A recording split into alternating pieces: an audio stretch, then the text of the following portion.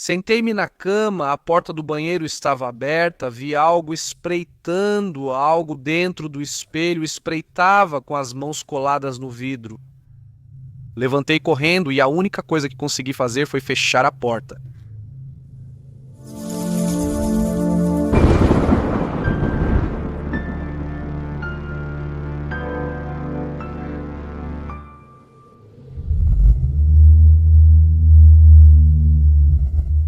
Muito boa noite para a melhor comunidade da internet. Olá para todo o pessoal que faz parte da comunidade Relatos da Noite. Espero que vocês estejam no melhor humor possível para ouvir as próximas 7 histórias curtas sobre o paranormal. E se não? E se tiver alguma pendência, alguma preocupação por aí? Agora a gente faz vocês esquecerem, mas não vai ser de graça. Vamos trocar esse sentimento por medo, pelo terror de que alguma das próximas histórias se torne realidade. Porque são experiências muito próximas, encontros com o sobrenatural, que não vão nos levar para um lugar distante, para uma casa antiga ou para um castelo em algum país da Europa. As próximas histórias acontecem nesses lugares que vocês visitam e habitam todos os dias. Então, tomem cuidado. Porque se não for neste episódio, tenho certeza de que muito em breve haverá um em que vocês serão os protagonistas de Relatos da Noite.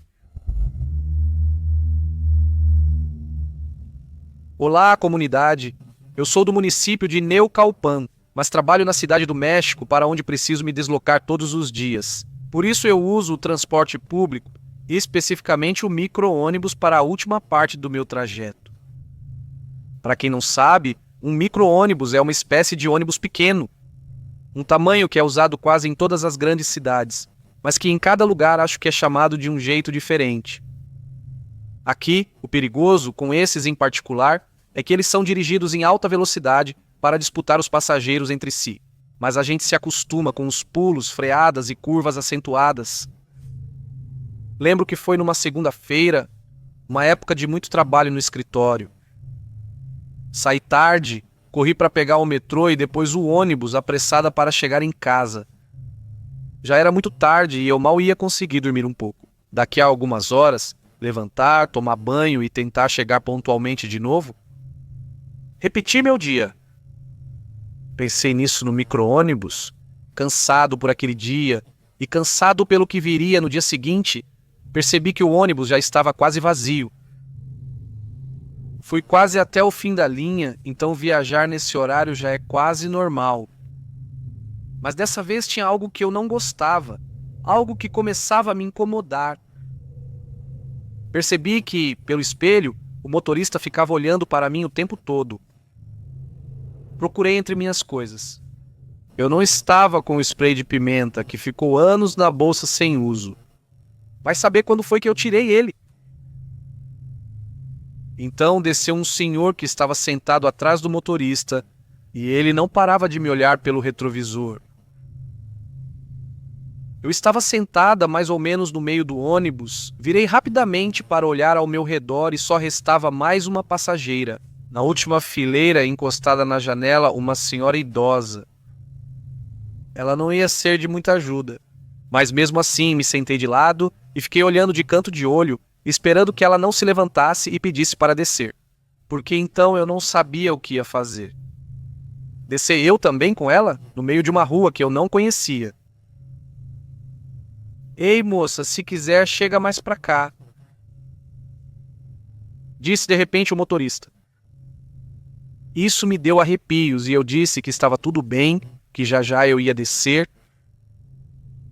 De vez em quando eu o via pelo espelho e seus olhos, quando ele virava, estavam cada vez mais ansiosos. Eu tinha que fazer alguma coisa. Decidi me levantar e caminhar até a parte de trás, ficando perto da senhora ao lado da porta. Mas quando me levantei, a senhora da última fileira já não estava mais lá. Fiquei confuso. Ela não parecia estranha, era só uma mulher, só isso. Uma senhora que veio com os olhos fechados. Dei um grito e o motorista freou. Ele gritou para eu descer com ele e saiu. Ele me disse para eu não ficar sozinho. Ele ficou na porta me esperando e naquele momento eu corri até ele. Era um senhor meio gordinho, estava suando, nervoso. Aquele olhar ansioso antes tinha me parecido ameaçador. De repente se tornou inocente, quase infantil. Fora do micro-ônibus, quase precisei acalmá-lo. A senhora não veio, você percebeu? De repente, ela apareceu. Já é a segunda vez que ela sobe em mim. Ela me disse e eu senti como se tivessem jogado um balde de água fria em mim. Um fantasma acabara de aparecer para mim. Eu não soube o que dizer. O motorista tentou se acalmar, me pediu desculpas, disse para continuarmos que ele iria se apressar para me deixar, que já estava tarde. Então eu entrei e me sentei no assento mais próximo dele e não tive coragem de olhar para trás. Mas ele olhava para o espelho que vigiava o micro-ônibus e às vezes tentava me acalmar. Já não vem mais ninguém, moça, já não vem ninguém. Cheguei em casa segura, mas muito assustada. Às vezes eu encontro de novo aquele motorista, nós nos cumprimentamos com o olhar, embora claro que nunca conversamos. Não vi mais nada e espero que ele também não. Quando o encontro muito tarde, assim que posso, me aproximo dos assentos da frente. Quando desço, ele me pede para me cuidar muito. E eu, embora não seja crente, sempre peço para ele seguir com Deus no restante do trajeto.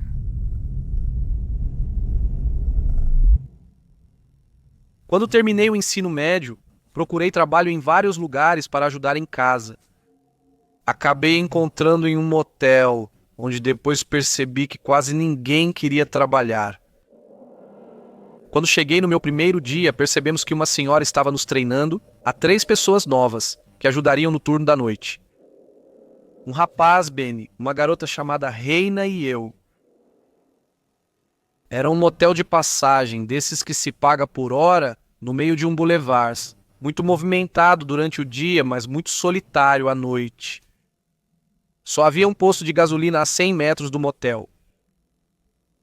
Perguntamos por que tinham trocado toda a equipe ao mesmo tempo e por que estávamos acompanhando ele. Só havia gente nova no turno, e a senhora disse que era sobre isso que queria falar conosco.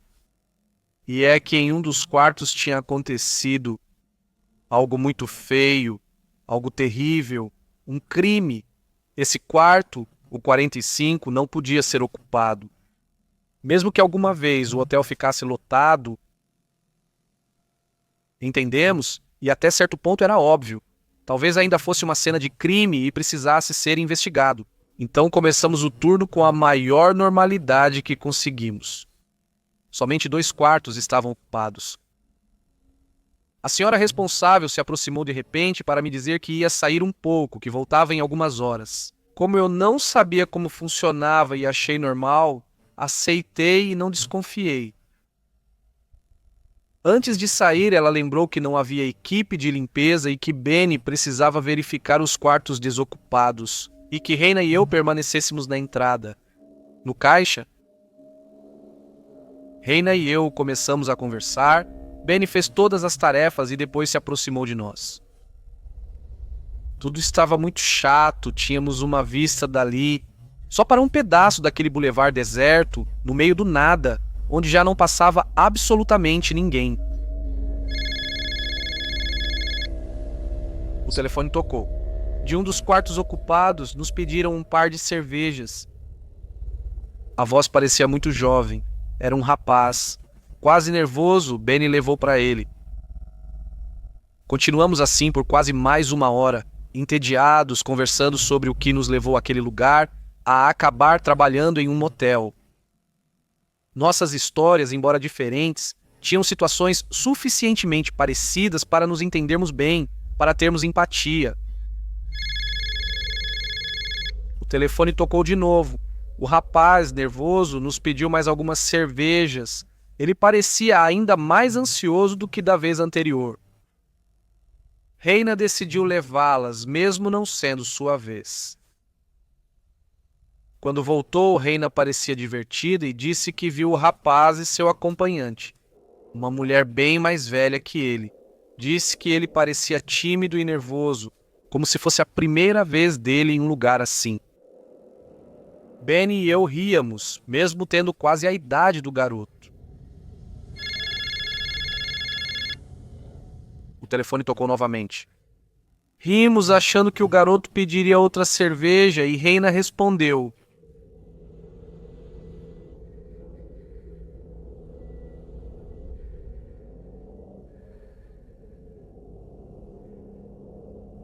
Recepção? Em que posso ajudar? Disse Reina. Recepção, boa noite, posso te oferecer mais alguma coisa?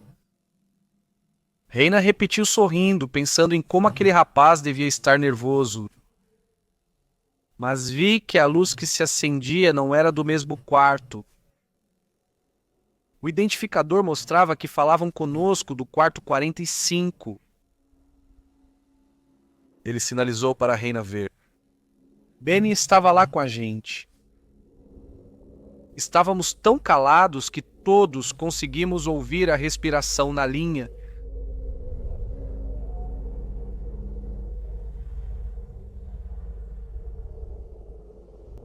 Desligaram. O trabalho do Benny era verificar, mas não o deixamos ir. Além disso, todos estávamos com tanto medo que decidimos ir juntos. Não nos separar. Fomos pela parte de dentro, por um corredor com porta para todos os quartos. Abrimos a que dava para o quarto 45. A porta do quarto estava fechada. Tudo cheirava a poeira. Fazia muito tempo que ninguém estava ali. Tudo estava escuro. Mas foi muito estranho. Tínhamos uma sensação muito clara de que havia alguém lá dentro. Voltamos para o escritório de entrada e Benny simplesmente pegou suas coisas. Ele disse que nunca ficaria lá. E assim, 2 horas depois de começar o turno, ele pegou suas coisas e foi embora. Só vimos ele se afastando, caminhando por aquele bulevar deserto, que parecia assustador sim, mas provavelmente não tão assustador quanto ficar lá. Perguntei a Reina o que queria fazer. Ela disse que não voltaria na noite seguinte. Simplesmente não podia abandonar o trabalho assim, no meio do turno. Enviamos uma mensagem para a senhora explicando o ocorrido, nosso medo e que Benny havia partido. Sem nos perguntar nada, ela disse que se esperássemos mais um pouco até ela voltar, um de nós dois podia ir embora, que o outro ficasse para ajudá-la a terminar o turno, que ela nos pagaria por alguns dias. No fim, ficamos lá. Não aconteceu mais nada depois disso. A senhora também não quis nos explicar nada, mas tinha algo na maneira dela de entender. Ela nos mostrou que isso já tinha acontecido outras vezes com ela. Cumprimos, não voltamos. Nunca mais soube nada sobre Reina ou Benny. O motel depois fechou e algum tempo depois passei por lá e vi que estava aberto de novo, reformado e com outro nome.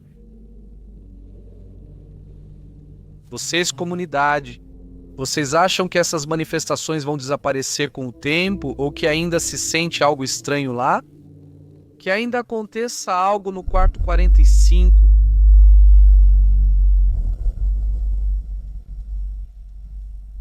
Ouço relatos da noite desde fevereiro e desde então não parei. Acho que foi por isso que criei coragem para compartilhar essa história que não é nada espetacular. Não acho que seja o mais assustador que ouviram, mas deixo vocês julgarem. No começo de 2024, um tio da minha namorada nos visitou. Ele mora em uma cidadezinha perto da cidade, a umas 3 horas daqui, e tem algumas cabanas que aluga por temporada em aplicativo.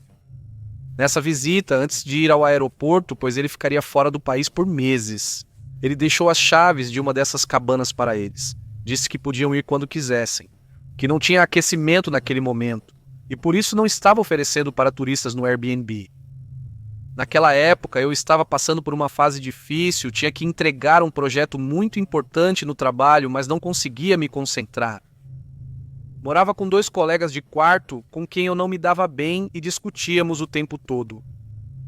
Contei isso para minha namorada e o pai dela, que ouviu a conversa, lembrou que eles tinham as chaves da cabana. Se eu quisesse passar uns dias lá para terminar meu projeto, podia. Não tinha sinal nem internet boa, mas justamente pensei que isso podia me ajudar. Ficar completamente desconectado, me concentrar em escrever. Por isso aceitei, coloquei o endereço no sistema de posicionamento global e dirigi até lá. E sim, a cabana ficava longe, muito longe da cidade, mas também depois de sair do vilarejo. Ao chegar, percebi que não havia nada por perto, nenhuma outra cabana próxima, nenhum comércio, nem mesmo a estrada principal. O pouco sinal de que tinham me falado, na verdade, era nada. Intermitência. Por alguns momentos o telefone conectava e em outros, não. De repente, todas as mensagens pendentes chegavam de uma vez. Eu respondia e demorava minutos para elas serem enviadas. Abri as janelas para ventilar. O lugar tinha cheiro de guardado, de madeira velha, mas eu não sou muito exigente com essas coisas.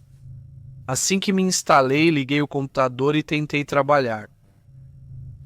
Estava tão cansado pela viagem e pela tensão dos dias que, sem perceber, adormeci com a cabeça no teclado.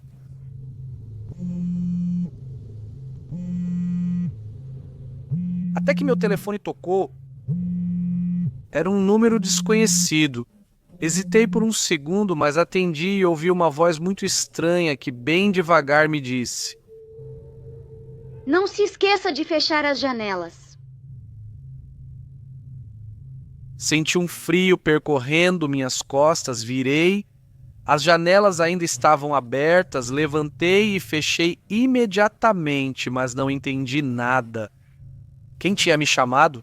Não havia ninguém por perto. Não tinha como alguém estar me observando. Ninguém sabia que eu estava ali, só minha namorada e o pai dela. E eles não fariam algo assim. Fechei tudo, peguei minhas coisas, entrei no carro e voltei para a cidade. Fiquei em um hotel pequeno, mas pelo menos lá, nos 2 dias seguintes, consegui terminar meu trabalho. Nunca contei para minha namorada que não fui capaz de passar uma única noite naquela cabana. Só me recusei toda vez que ela disse que poderíamos ir lá em um final de semana. Que ela ainda tem a cópia das chaves, que o convite continua aberto. Não sei como dizer para ela que prefiro nunca mais me aproximar.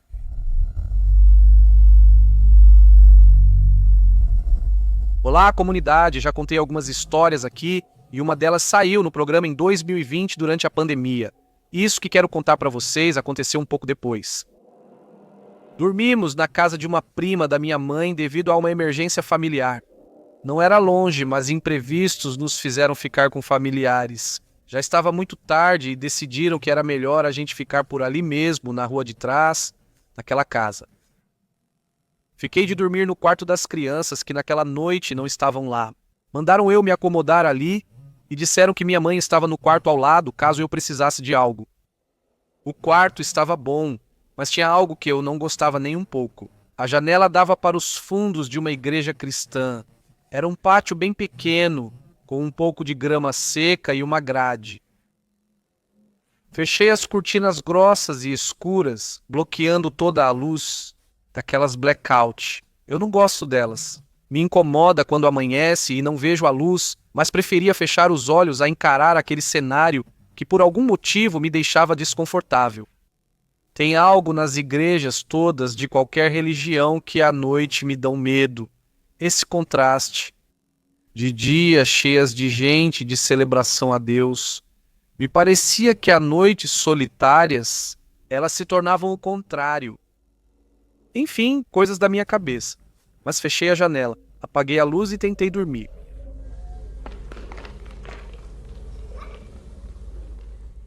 Quando amanheceu, fui acordado pelo som de uma criança brincando, como se estivesse correndo de um lado para o outro, atrás da janela, na igreja, rindo e brincando sozinho, fazendo barulhos de carrinho.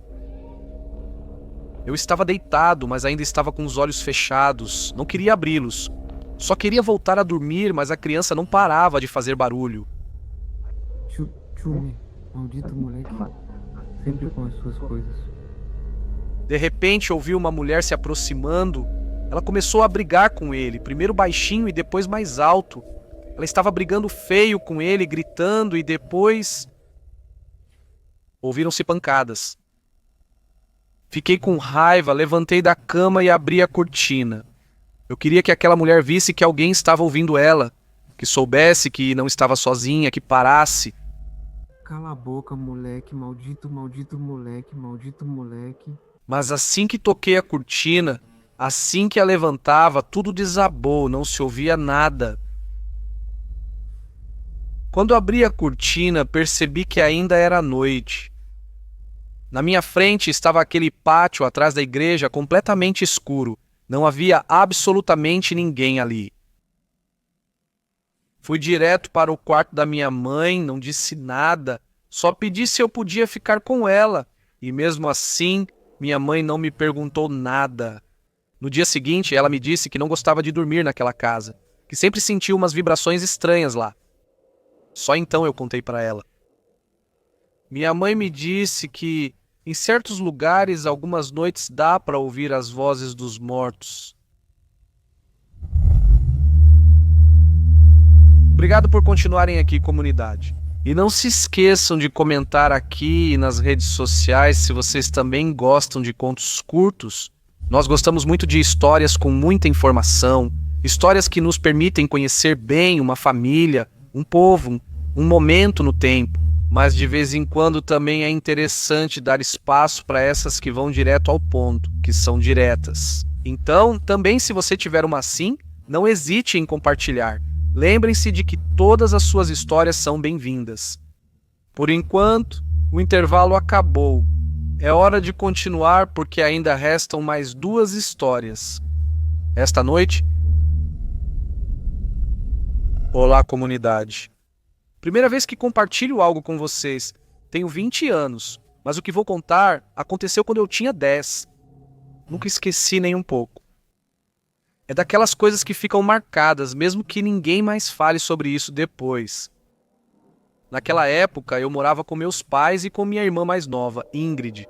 Mas meu pai tinha outro filho de um relacionamento anterior, Jorge, que era bem mais velho que a gente. Ele era 15 anos mais velho do que eu. Quando fez 18 anos, saiu de casa e desde então quase não o víamos. Ele vivia de cidade em cidade, sempre encontrava algum trabalho mais ou menos bom, tinha esse talento de sempre cair em pé. Ele ficava um tempo lá e depois sumia de novo. Quando isso aconteceu, já fazia quase 2 anos que não sabíamos dele, e um dia, do nada, vimos ele entrar pela porta. À noite, ele trouxe uma sacola de presentes para mim e para minha irmã. Minha mãe quase desmaiou ao vê-lo. Embora ele não fosse seu filho, ela sempre o amou como tal. Ela nos deixou com ele na sala e disse para ele esperar ali, que ela iria buscar meu pai, que tinha saído para ajudar um vizinho com o carro. Ele não tinha levado o telefone, mas estava perto, então nós ficamos conversando com ele na sala, emocionadas de vê-lo outra vez. Perguntamos se ele ia ficar com a gente e ele disse que sim. Que seja por alguns dias, mas sim. Jorge.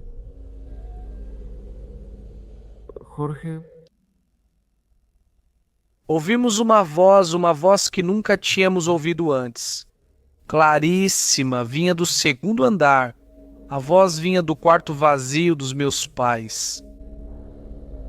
Ficamos em silêncio. Ingrid e eu nos olhamos. Não havia ninguém em casa, ninguém mais. Meu irmão também ficou em silêncio, mas sua expressão mudou como se ele tivesse reconhecido a voz. Ele se levantou e pediu para irmos para o quintal. Nós o seguimos muito nervosos, e lá fora ele encontrou meu pai, que já estava voltando para buscá-lo. Jorge não contou nada do que aconteceu, e meu pai estava tão feliz que sugeriu que todos jantássemos juntos.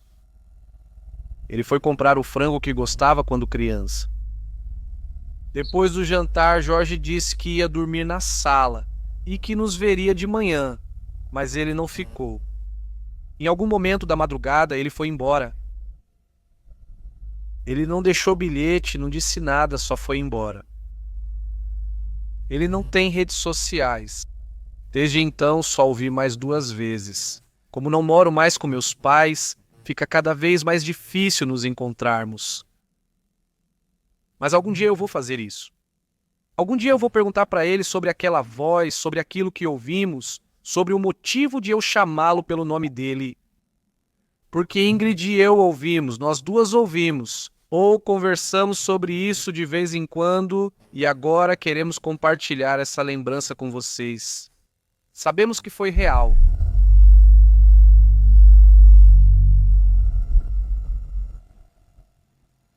Quando criança, acompanhei minha mãe e minha tia para visitar uma senhora que, segundo disseram, daria remédios à minha mãe. Ela estava com uma dor muito forte no estômago que não passava com nada, e alguém recomendou que ela fosse até essa senhora. A casa era longe e, ao entrarmos no terreno, percebi que era diferente de todas que já visitei. Era grande, grandíssima, como uma mansão de novela, mas velha, muito velha. Daquelas que parecem falar de uma riqueza que já se foi. O quintal era enorme. Lembro que o carro avançou uns 30 metros desde o portão até a entrada. O caminho estava cercado de plantas secas, sugerindo que o jardim já foi bonito. Mas agora não era mais. E foi ali, bem ali, quando estávamos chegando, que eu a vi, uma menina. Ela corria paralela ao carro entre as plantas e me cumprimentava. Eu retribuí o cumprimento, surpreso, e depois ela se escondeu entre os arbustos. Entramos na casa, a senhora nos esperava na sala de jantar. Era uma daquelas salas de jantar de madeira bem escura, pesadas, com cadeiras altas. Ela estava sentada na cabeceira, parecia bem idosa. Não se levantou para nos cumprimentar, apenas fez um sinal com a mão. O que mais me chamou a atenção foi o menino atrás dela.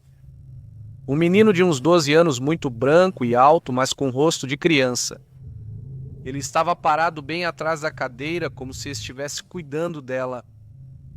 Minha mãe e minha tia começaram a conversar com a senhora. Eu não entendia nada, falavam de ervas, de banhos, de coisas que não me interessavam. Então perguntei se eu podia sair para brincar. Não, ela me disse sem olhar para mim. Eu disse que só queria ir buscar a menina no jardim, aquela que estava entre as plantas. Só para cumprimentar, a senhora então se virou para me olhar pela primeira vez durante a visita. Ela franziu a testa. Aqui não tem nenhuma menina, ela me disse. E foi então que vi o menino arregalar os olhos, como se tivesse se assustado. Ele me disse que não, balançando a cabeça. Bem devagar, bem claro, ele fez um sinal como quem diz: não fale sobre isso. Senti um arrepio pelo corpo todo. Eu era muito pequena, mas entendi. Entendi o que estava acontecendo. Tinha visto algo que não devia. Acabara de ver um fantasma. Quando saímos dali, não disse nada. Fui calada, pensando na menina e no menino. Perguntei à minha mãe se viu a menina, mas ela disse que não. Nem na chegada, nem na saída. Ela me disse que não havia nenhuma menina naquela casa. E pelo que ela me contou depois, entendi que aquela senhora não era uma curandeira, que tínhamos ido ver uma bruxa. Mas aí não termina a história. Há pouco tempo, já muitos anos depois, mas há pouco tempo, eu me lembrei de tudo isso. Queria contar essa história para vocês. Eu estava conversando com minha mãe e com minha tia, nós três que fomos naquele dia, e eu disse a elas que nunca consegui esquecer aquela visita. Que eu queria enviar minha experiência para um podcast no qual eu confiava para contar minha história. Ao relembrar tudo, concordamos em quase todos os detalhes, exceto um. Elas não viram nenhuma criança, só perceberam a senhora, o menino pálido que estava atrás da cadeira dela. Aquele que me olhou sério e fez um gesto de advertência para mim. Elas não o viram, ele não estava lá. E quase 20 anos depois, percebi que naquela tarde não foi um. Naquela tarde eu vi 2 fantasmas.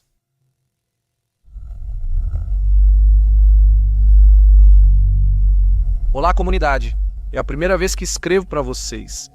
Eu ouço relatos da noite há mais de um ano e sempre quis contar algo, mas nunca tive coragem.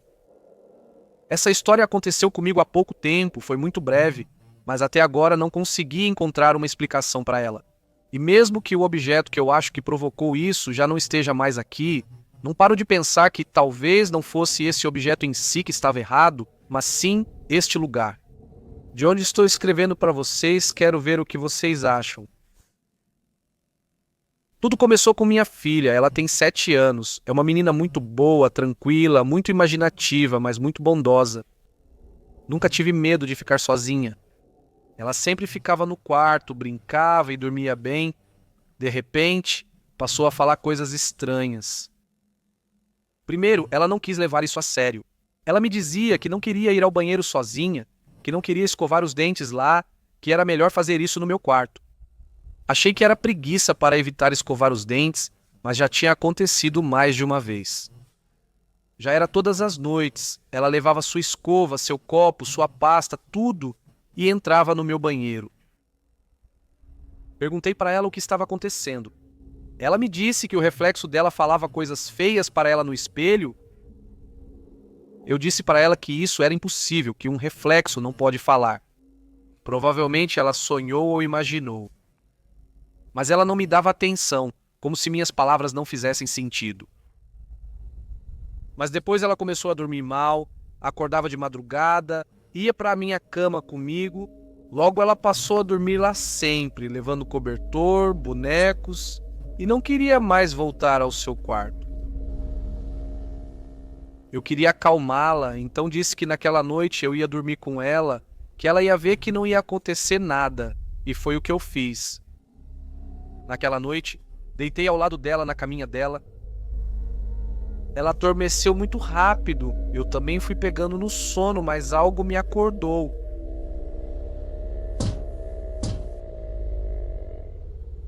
Foi um toquezinho, como se alguém estivesse batendo em um vidro, bem suave. 2 vezes. Abri os olhos confusa. Pensei que minha filha tinha se levantado, mas ao virar senti ela ali ao meu lado. Sentei-me lentamente. A porta do banheiro estava aberta e foi de lá que eu a vi. Uma figura, uma menina, idêntica à minha filha, espiando da escuridão do banheiro, com as mãos coladas no vidro do espelho, observando em silêncio. Levantei sem pensar, fui ao banheiro e fechei a porta. Não quis olhar mais, não quis confirmar nada. Na manhã seguinte, assim que amanheceu, arranquei o espelho do banheiro. Era um daqueles grandes colados na parede. Tirei como pude, levei para fora de casa e deixei na rua. Logo naquele dia, o caminhão de lixo passou. Mas o caminhão de lixo nunca o recolheu. Alguém levou antes, não sei quem. Só sei que não estava lá quando voltei. Agora não sei o que pensar. Não sei se aquela coisa estava no espelho e foi com ele, ou se o espelho era apenas o meio. E o que se manifesta continua aqui, nesta casa, mesmo que eu não tenha mais um meio para se mostrar.